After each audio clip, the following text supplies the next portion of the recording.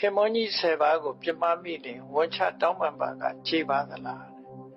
ပြမမိရင်တော့ဝန်ချတောင်းပန်ရမှာပဲဖြစ်တယ်ဝန်ချတောင်းပန်လို့ရှိရင်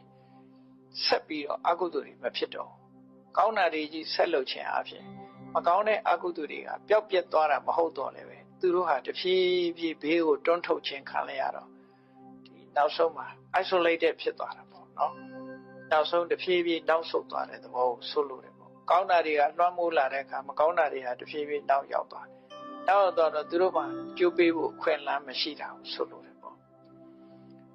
ဘယ်လိုတောင်းပန်ရမလဲဆိုပြမမိလို့ရှိရင်တော့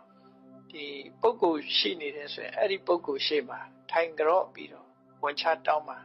ကောင်းတဲ့အပြစ်ပြမမိပါတယ်အဲ့ဒီပြမမိတာ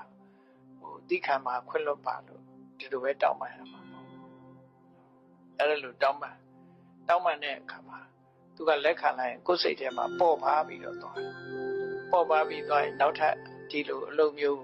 ဆက်ပြီးတော့မဖြစ်အောင်တတိထားပြီးတော့ထိမ့်သိမ်းဆောင်ရှောက်ဒီသဘောကိုဆွလို့တယ်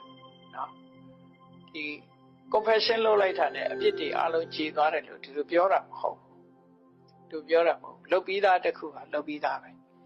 သို့တော့နောက်ထပ်ဆက်မတိုးအောင်ထိန်းတဲ့သဘောပဲဒီဘာလို့လို့ဆိုရင်မကောင်းတာတစ်ခုလုပ်ပြီးလို့ရှိရင်လူဟာ